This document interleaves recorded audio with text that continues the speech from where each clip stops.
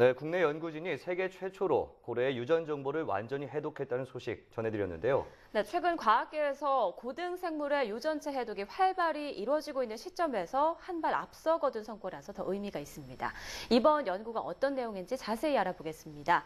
한국해양과학기술원의 이명순 박사 전화 연결돼 있습니다. 박사님 안녕하십니까? 예, 안녕하십니까. 이명순입니다. 반갑습니다. 최근 중국 연구진이 민물 돌고래의 게놈 해독 결과를 발표한 적은 있지만 바다에 사는 대형 고래 유전자를 해독한 건 처음이라고 들었습니다. 어떤 방식으로 연구가 진행됐는지부터 설명을 좀 해주실까요? 예, 밍크고래 게놈 분석을 준비하고 연구를 시작한 것은 약 한 3년 전입니다. 네. 예, 2004년부터 해양수산부가 지원하는 해양극한 분자 생물 유전체 연구단 사업의 일환으로 이 연구를 시작했습니다. 밍크고래는 1년에 약 한 80마리에서 100마리 정도 우리나라 연근해에서 어망 등에 혼액되는데 3년 전부터 이제 고래연구소 또 해양경찰 등의 도움을 받아서 동해에서 혼액된 고래의 시료를 얻었습니다. 또 그리고 긴 수염고래 같은 경우는 그 미국 해양대기청 NOAA의 그 시료를 받아서 연구를 수행했습니다. 이렇게 얻게 된 그 다양한 시료에서 DNA를 추출하고 넥스트 제너레이션 시퀀싱이라고 하는 그 차세대 시퀀싱 기술로 염기 서열을 읽었습니다. 그래서 이렇게 읽혀진 그 염기 서열을 정렬해서 고래 게놈을 완성하고 이를 바탕으로 생물 정보학적인 기본 분석을 마쳤고요. 네. 그리고 그 이후 심층 분석과 비교 분석을 통해서 고래 유전체의 그 생물학적인 의미들을 찾게 된 것입니다. 네, 그렇군요. 이 밍크고래의 유전적 특성은 어떤가요? 고래는 그 기본적으로 포유류입니다. 그래서 소, 돼지, 그 하마 같은 그 포유류가 분류상 고래와 그 근접한 동물들입니다. 네. 따라서 그 아가미, 어류같이 아가미로 호흡하는 것이 아니고 그 폐로 호흡을 하게 되는데 그 물에서만 그 살아야 하는 그 유일한 그 포유 동물입니다. 먹이를 구하기 위해서 깊이 잠수했다가도 그 반드시 그 수면 위로 이제 올라와야 합니다. 네. 그래서 그 해수 환경에 적응하도록 그 유전체도 그 바뀌었을 것으로 그 충분히 예상할 수 있습니다. 먼저 그 물속에서 살면서 먹이를 얻기 때문에 냄새를 맡거나 그 맛을 보거나 하는 그 감각기관을 사용할 필요가 없는데 고래에서는 이런 자극을 감지하는 그 수용체들의 유전자 수가 다른 포유류에 비해 그 현저히 감소되었습니다. 또한 그 털도 거의 없는데 그 털 형성과 관련된 그 케라틴 그 관련 유전자의 그 수도 적습니다. 수용하기에 적합하도록 그 유선형의 그 두개골 그리고 지느러미처럼 보이는 앞발 그 배아에서는 있으나 그 성체가 되면서 사라지게 된 그 뒷다리 또 그 머리 위로 올라간 그 숨구멍 등을 가지고 있는데 네. 이런 것과 관련된 혹수 유전자에서도 그 변이를 그 확인할 수 있었습니다. 산소 농도가 그 낮은 상태에서 그 에너지를 만들고 또 그것을 유지시켜 줄 수 있는 그 락테이트 디하이드로지네이즈라든지 그 모노카복실레이트 트랜스포터 같은 그 유전자의 수가 많고 또 변이가 있는 것도 확인할 수 있었고요. 그런가 하면 이제 염도가 높은 바다에서 살기 위해서 그 염도와 수분 흡수를 조절하는 유전자들이 이에 맞게 적응하게 되어 있는 것으로 나타났습니다. 네, 우리가 알지 못했던 이 밍크고래의 유전적 특성들이 굉장히 많은 것 같네요. 예.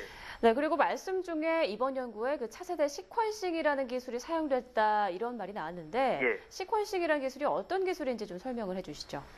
한 2007년에 이제 처음으로 개발돼서 2008년 정도부터 이제 본격적으로 연구에 도입이 되면서 그 생명과학 전반에 크게 기여하고 있는 기술입니다. 네. 짧은 시간에 그 대량의 염기 서열을 또 동시에 그리고 아주 저렴하게 얻는 그 기술이라고 할 수 있습니다. 과거에 그 인간 게놈 프로젝트의 염기 서열을 완성하는데 약 13년에 3조 원 정도의 예산이 소요되었는데 현재는 그 수개월 내로 약 1000분의 1 정도의 예산이면은 그 해독이 가능한 그런 새로운 기술입니다. 네. 물론 염기서열만 있는다고 해서 그 게놈이 완성되는 것은 아니고 이것을 제대로 정렬하고 그 게놈 정보를 얻는 것은 그 새로운 것 또한 그 생물 정보학적인 그 기법이 필요합니다.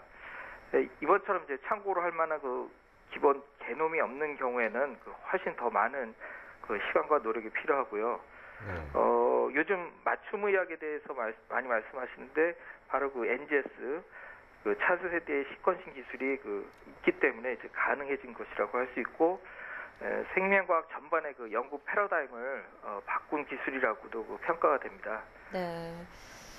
염기서열을 해독하는데 아주 유용한 그런 기술이네요. 예, 네, 맞습니다. 그렇습니다. 이번 연구 성과가 향후 인간 질병 연구에 많은 기여를 할 것이라는 전망인데 고래 유전 정보를 통해서 인간의 질병을 연구하는 것이 어떻게 가능한 겁니까? 좀 전에 설명드렸듯이 고래는 산소 농도가 낮은 상태에 장시간 있거나 또 잠수하다가 또 물 위로 올라와 갑자기 산소가 많아진 상태에 놓이게 됩니다. 네. 이런 저산소 상태 혹은 산소가 갑작스럽게 공급되는 상황은 건강을 해칠 수 있는 상황이 됩니다. 또한 좀 더 깊이 상관관계를 보면은 이런 저산소 상태에서 나타나는 저산소증, 하이폭시아라는 현상은 암, 또 알츠하이머와 같은 질병과도 밀접한 관계가 있어서 최근 저산소증은 연구가 매우 활발히 이루어지고 있는 연구 주제입니다. 네. 고래는 항상 이런 저산소 상태 반복적으로 노출되기 때문에 노출되는데도 불구하고 병을 일으키지 않고 있습니다. 그래서 따라서 왜 그러는지 또 어떻게 그렇게 되는지를 알면은 인간에게 발생되는 관련 질병들에 대한 기본적인 기작도 이해하고 또 더 나아가 치료의 단서를 찾을 수 있을 것으로 기대하고 있습니다. 네. 또 고래가 지방이 많지만 또 당뇨에 걸리지 않기 때문에 이 분야도 또 다른 연구 관심 분야이고요. 그리고 지금 저희가 외국과 공동 연구를 통해서 진행하고 있는 연구 중에는 포유류 가운데 가장 오래 산다고 알려진 북극고래와 비교해서 장수 관련된 유전자를 찾고 있습니다. 네. 북극고래는 약 한 120년에서 200년 정도 살고 밍크고래는 한 60년 정도 산다고 알려져 있어서요. 같은 고래인데 왜 이런 차이가 있는지 확인하고 있습니다. 네, 저산소증 치료뿐만 아니라 장수 요인까지 이 밍크고래 유전자 정보를 통해서 또 알아낼 수가 있겠군요. 예. 앞으로의 성과들도 기대해 보겠습니다. 오늘 말씀 고맙습니다. 예, 감사합니다.